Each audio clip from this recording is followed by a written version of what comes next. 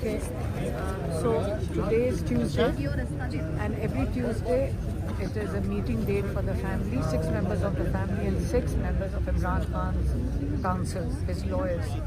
So for the past 10 months, they have not allowed his sporadically allowed a few family members to meet Imran Khan, and maybe a few times his counsel. And keeping in mind that he's got 300 cases, it is illegal because jail manual allows for him to meet his counsel and his family, and so do we have a full court order for Imran Khan to meet his lawyers and his family. What they've been doing for the past 10 months, that when we come here, we've started sitting outside to register our protest. The family comes here, the members of parliament join us, the public joins us, the children join us, because we want to make sure that they think if they come to isolate Imran Khan, which is considered torture under Pakistani law, it is considered torture under international human rights laws.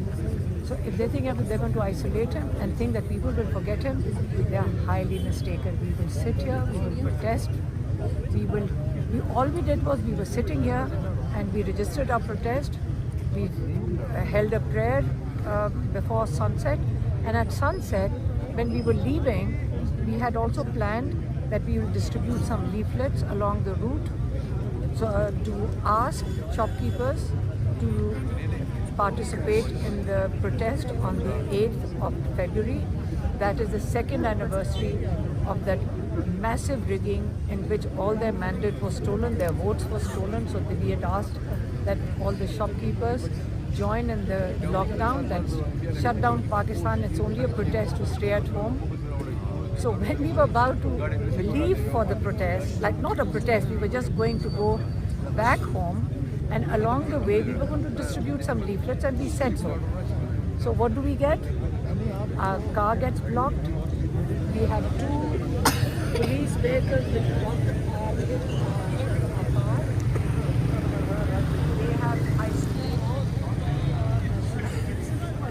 They have isolated us, my sisters, myself, some of our MNAs, some children, some of the ladies.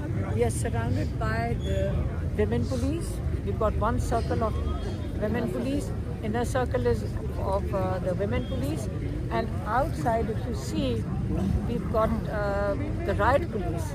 This is the anti-riot police, which is forming the outer circle. And there are some children and mostly women standing over here. And we've got riot police standing behind us. But let me assure you that the riot police, the young generation, I think they're millennials, they're all supporters of Imran Khan. So are the police, so is everybody, even in the military, they're all supporters of Imran Khan.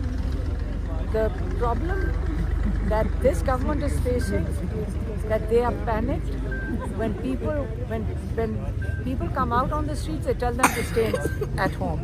When people are saying we'll stay at home on the 8th and register our protest, they are so upset that they are ensuring that we don't start this we don't go down the road. All we were saying was we'll go down the road, and along the Adiala road, we were planning to just stop by and request the shops to participate in our protest of silence and lockdown. So this is our life. This is our Tuesday. They have created 2 or 3 roadblocks along the road. The people who were part of our gathering, some of the members of parliament, they've got 2 more roadblocks where they've isolated 2 or 3 groups along the road. But it's okay, we are standing here, and it's not going to happen that we will leave Imran Khan alone. We will stay with him. If we can't visit him, it's 3.5 months since we have seen him. It's illegal. His doctors have not visited him for 14-15 months. His lawyers have not been able to see him in 3.5 months. The only person who's visited him once in October, once in November, and the last time was 2nd November is my sister. December is my sister, Dr. Uzma, who visited him for 20 minutes. So the total three and a half months, Imran Khan's access to the outside world was my sister. So the total time that he's had to the outside world is 1 hour. That's it. And they think they're going to torture him through isolation. He's a man who has his convictions. He believes he's got an ideology for the freedom of people's rights in Pakistan, for the rule of law, for democratic process, and for human rights. These are his three demands for the people of Pakistan. And we know him. He's our brother, and we are very proud of him.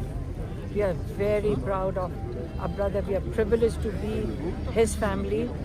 He's a great leader. He set a great example for Pakistanis. Not only are we, but I think all Pakistanis in Pakistan and around the globe are proud to have a leader like Imran Khan, who's not setting an example just for Pakistanis.